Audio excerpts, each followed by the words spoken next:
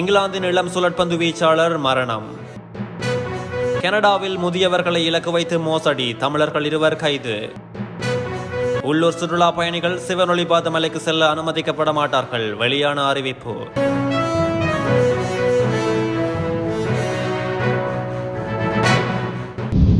இங்கிலாந்தின் இளம் சுழற்பந்து வீச்சாளர் ஜோஸ் பக்கர் தனது 20வது வயதில் உயிரிழந்துள்ளார்.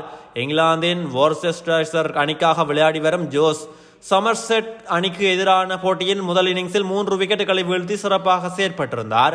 இதனை அடுத்து போட்டியின் 4வது நாளான நேற்று உரிய நேரத்தில் சமூகம் அளிக்காத நிலையில் அவரது நண்பர் அவரை தொடர்ந்து தொலைபேசியில் அழைத்துள்ளார். அதனைத் தொடர்ந்து அவரது வீட்டுக்கு சென்று பார்த்தபோது அவர் தனது அறையில் இறந்து கிடந்துள்ளார். ஜோஸ் பக்கரின் மரணத்துக்கான காரணம் இதுவரை தெரியவராத நிலையில் அறையில் சந்தேகத்துக்கிடமாக எந்த பொருளும் காணப்படவில்லை என்பதால் போலீசார் விசாரணையை கைவிட்டுள்ளனர். கனடாவில் முதியவர்களை இலக்கு வைத்து நடத்தப்பட்ட மோசடி குற்றச்சாட்டில் தமிழர்கள் 2 போலீசார் கைது செய்துள்ளதாக அந்த நாட்டு ஊடகங்கள் செய்தி வெளியிட்டுள்ளன. இவர்கள் முதியவர்களை இலக்கு வைத்து வங்கி மற்றும் கடன் அட்டை மோசடியில் ஈடுபட்டதாக போலீசார் குற்றம் சுமத்தியுள்ளனர். கைது செய்யப்பட்டவர்கள் 27 வயதான லக்சான் செல்வராஜா மற்றும் 25 வயதான அக்ஷயா தர்மகுலந்திரன் என அடையாளப்படுத்தப்பட்டுள்ளனர்.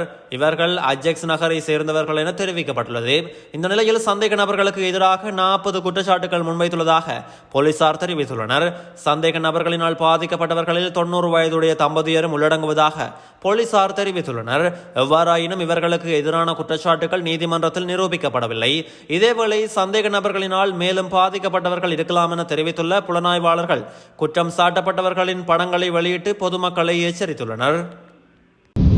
ஊடக சுதந்திர குறைகாட்டியின்படி 180 நாடுகளின் வரிசையில் இலங்கை 35 புள்ளிகளுடன் 150வது இடத்தை பிடித்துள்ளது. இந்த பட்டியலை எல்லைகளற்ற ஊடகவியலாளர்கள் அமைப்பு வெளியிட்டுள்ளது. இதேவேளை கடந்த 2023ஆம் ஆண்டு இலங்கை 135வது இடத்தில் இருந்தமை குறிப்பிடத்தக்கது. எல்லைகளற்ற செய்தியாளர்கள் அமைப்பு வெளியிட்ட அறிக்கையில் இலங்கையில் பத்திரிகை சுதந்திர விடயங்கள் 2009ஆம் ஆண்டு வரை நாட்டில் இடம்பெற்ற உள்நாட்டு யுத்தத்தோடு தொடர்பு பட்டிருந்ததாக சுட்டிக்காட்டியுள்ளது. வடக்கு கிழக்கில் தமிழ் மக்களின் உரிமைகள் மறக்கப்பட்ட போது பல பத்திரிகையாளர்களுக்கு எதிராக இடம்பெற்ற குற்றங்களுக்கு இன்னமும் நீதி வழங்கப்படாத நிலையிலே காணப்படுவதாக சுட்டிக்காட்டியுள்ளது. இலங்கையில் 2.5 கோடி மக்கள் வசிக்கின்ற நிலையில் தற்போதும் ஊடக சுதந்திரம் கேள்விக்குறியாகவே உள்ளதாக அந்த அமைப்பு மேலும் தெரிவித்துள்ளது. கடந்த 2 தசாப்தங்களாக இலங்கையில் பல ஊடகவியலாளர்கள் கொல்லப்பட்டும் பல ஊடகவியலாளர்கள் காணாமலுமாக்கப்பட்டுள்ளனர். எனினும் இவற்றுக்கு இன்று வரை எந்த ஒரு நீதியையும் மாறி மாறி ஆட்சிக்கு வந்த எந்த ஒரு அரசாங்கமும் வழங்கவில்லை. இந்த நிலையில் இலங்கையில் உள்ள ஊடகவியலாளர்கள் தொடர்ந்தும் இராணுவம் மற்றும் போலீசாரினால் திட்டமிட்ட முறையில் கண்காணிக்கப்படுவதாகவும் துன்புறுத்தப்படுவதாகவும் எல்லைகளற்ற செய்தியாளர்கள் அமைப்பு குற்றம் சாட்டியுள்ளது. பண்டாரநாயக்க சர்வதேச விமான நிலையத்திற்கு வருகை தரும் பயணிகள் விசாக்களின் முக்கிய தொழில்நுட்ப பங்காளியாக VFS குளோபல் அமைப்பை இணைத்தமை தொடர்பில் சர்ச்சைகள் எழுந்துள்ளன. தேசிய பாதுகாப்பு மீதான அச்சுறுத்தல் மற்றும் நாட்டின் வளர்ந்து வரும் சுற்றுலாத்துறையில் வெளிநாட்டினரிடமிருந்து அதிகரித்த கட்டணங்கள் என்பனவே இதில் தாக்கத்தை ஏற்படுத்தியுள்ளன. முன்னதாக உள்ளூர் நிறுவனமான மொபிட்டலின் உதவியுடன் குறைந்த கட்டணத்தில் அமைப்பை உருவாக்கி சிக்கனமான விகிதத்தில் இலங்கை குடிவரவுத்துறை எந்த சிரமமும் இல்லாது இந்த பணியை கிரமமாக கையாண்டு வந்தது.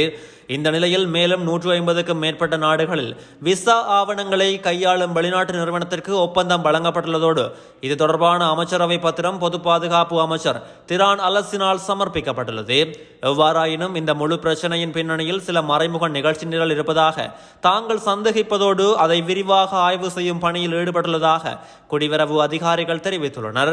இலங்கைக்கு வருகை தரும் வெளிநாட்டு பிரஜைகளின் தனிப்பட்ட விவரங்களை குறித்த வெளிநாட்டு நிறுவனம் வைத்திருப்பதால் பாதுகாப்பு அச்சுறுத்தல் ஏற்படலாம் என்று அவர்கள் கூறியுள்ளனர். சிவனொளிபாதமலை யாத்திரை காலம் நிறைவடைந்த பின் வெளிநாட்டு சுற்றுலா பயணிகள் மாத்திரமே அனுமதிக்கப்படுவார்கள் என சப்ரகமுவ மாகாண பிரதான சங்கைக்குரிய தேரர் பெங்கமுவே தம்மதின்ன தெரிவித்துள்ளார். நல்ல தண்ணி பகுதியில் இடம்பெற்ற நிகழ்வொன்றில் கலந்து கொண்டு கருத்துரைத்த போதே அவர் இந்த விடயத்தை குறிப்பிட்டுள்ளார். மேலும் தெரிவிக்கையில் யாத்திரை காலம் நிறைவடைந்த பின் உள்ளூர் சுற்றுலா பயணிகள் சிவனொளிபாதமலைக்கு அனுமதிக்கப்பட மாட்டார்கள். அங்கு இடம்பெறும் சுற்றுச்சூழல் பாதிப்பை கருத்தில் கொண்டு இந்த நடவடிக்கை மேற்கொள்ளப்பட்டுள்ளதாக அவர் குறிப்பிட்டுள்ளார். மேலும் எதிர்வரும் விசாக பூரணி தினத்துடன் சிவனொளிபாதமலை யாத்திரை காலம் நிறைவடைய உள்ளமை குறிப்பிடத்தக்கது.